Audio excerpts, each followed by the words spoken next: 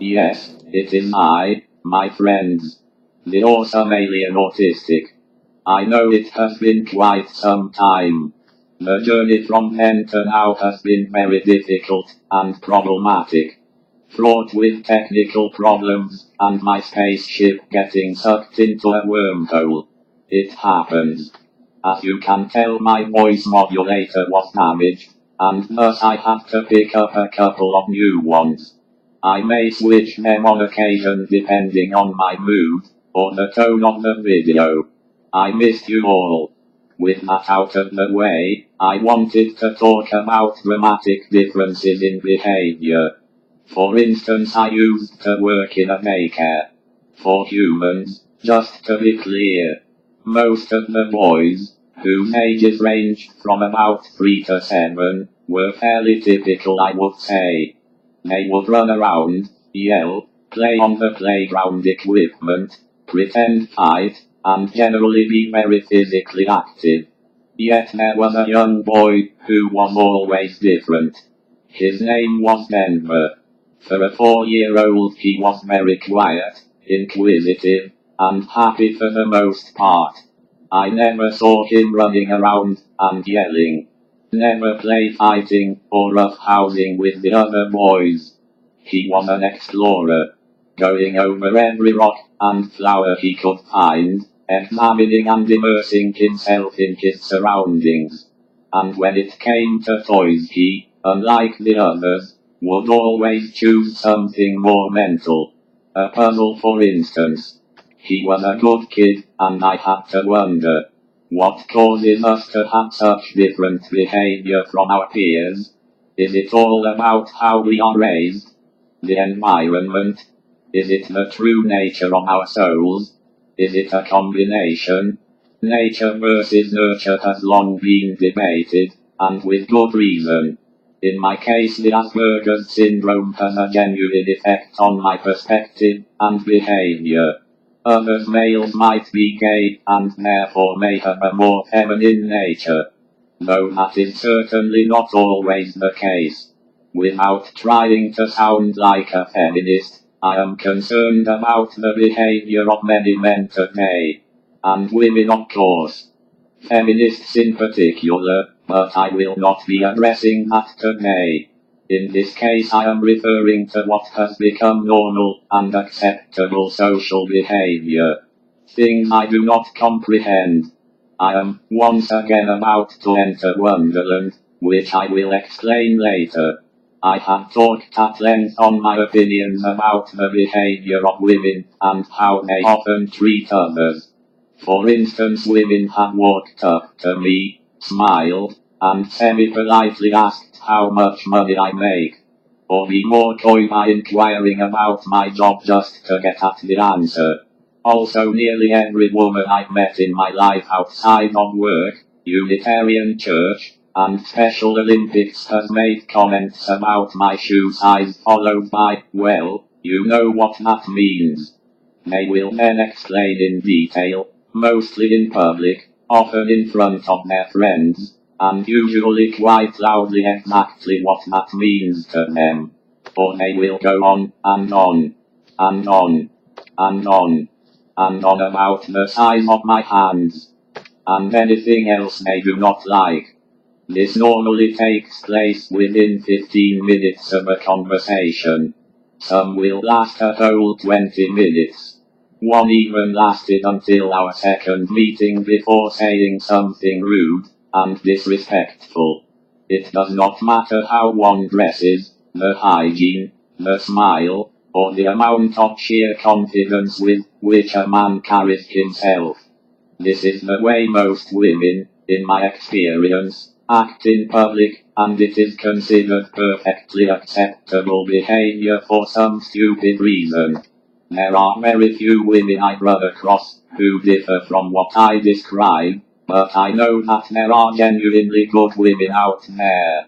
However, most people in general have a disgusting obsession with looks, which are never enough for me: money, status, drugs, smoking, and drinking.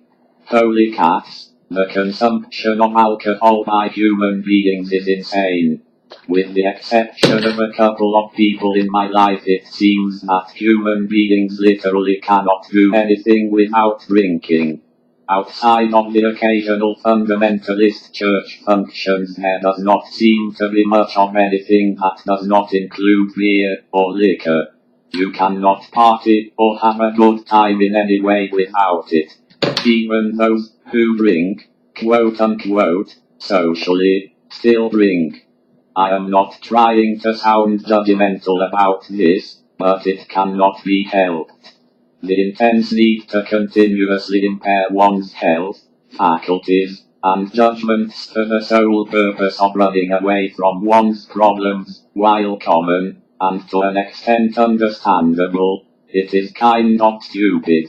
Especially when everyone around me is incapable of enjoying themselves or handling social situations without drinking.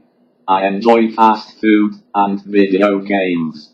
Those are things I use to cope and deal with pressures, and they are not inherently healthy. I understand the need to escape and the inability at times to deal with things. I am autistic. Believe me, I know more than most how that is. But these things really are harmful. Not so much on a physical level, but the idea that it is okay to run from your problems. If you are having fun, then that is fine. The question then is, why can most people not do without it? I, at least, am tremendously analytical about everything, and thus face every problem head-on at the root. I enjoy peeling back the layers, and really getting at the heart of things. I am not judging. Not really anyway, though it is often hard not to. It is frustrating to be judged based simply on how you look, economic status, being a nerd, and lots of other things. I am just wanting people to think about why they act the way they do. What is at the heart of behavior? Or perhaps their fears? Is it instinct? The soul? Genetics? The way a person was raised? I want to understand what makes people afraid, as I understand my own fears and attempt daily to conquer them. I want to help people understand themselves better so we can work together for a better world. With that in mind, and having talked about the acceptable social behavior of women, I will try to unravel the mystery that is men. Analyzing and trying not to judge.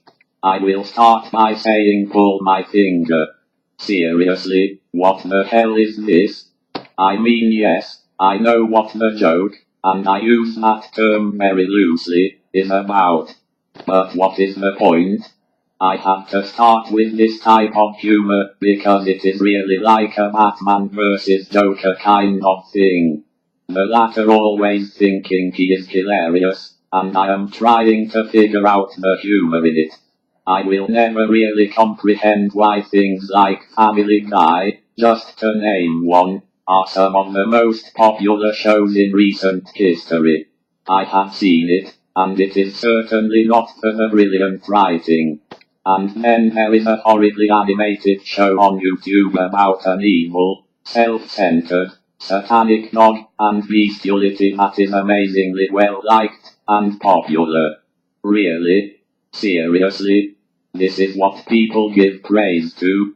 And of course anything about weed will automatically be loved by anyone because it has to do with smoking weed. How awesome. I do not know if the sarcasm really came across there. To an extent I can see the appeal of these things. There are many different anime shows I enjoy. Most but not all include nudity and graphic violence. It is not like Western animation. They do not hold back, so there is a sense of freedom in a way. There are probably many that would not enjoy things I watch, but at least I know why I enjoy it. However, I keep many things private, as some things should be in my opinion. In biology I can see the fascination, complexity, and the majesty. However, the humor of it escapes me. The inner workings of the body to me are a wonder. To almost everyone else it is just a big joke.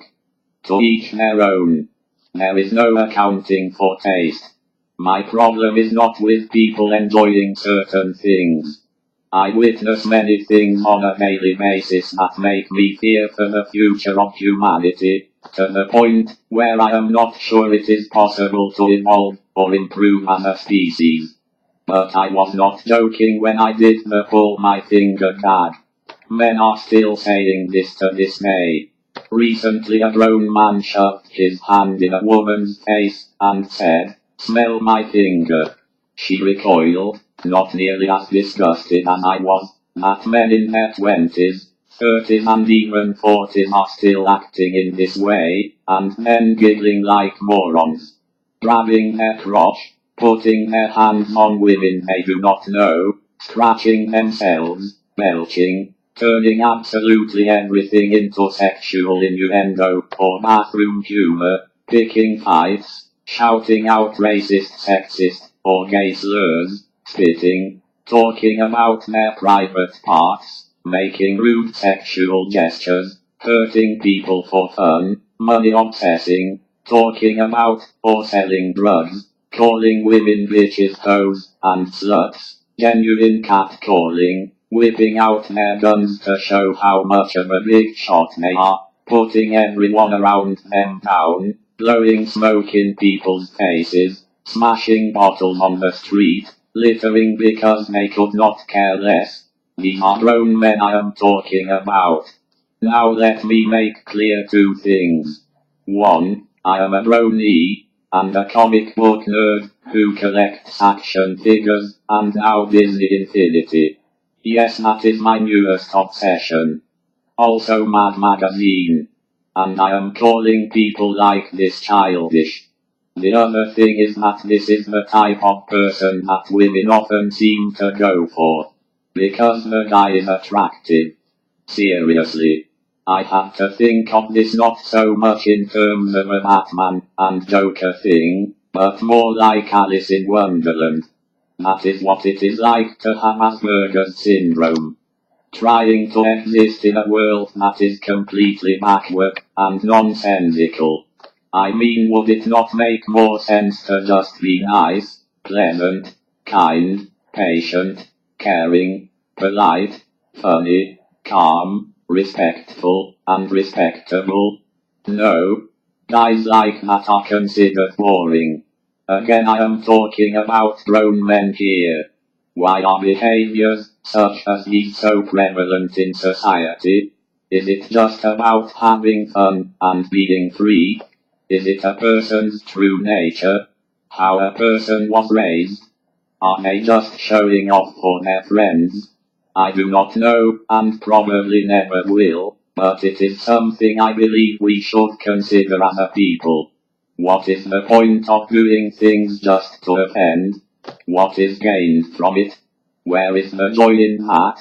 If women find these attributes a good thing, then so be it, but I will always wonder why. Oh, now I remember. It is because of how a man looks, and or how much money he has. And what does that say about those women, and the ones who encourage offensive behavior?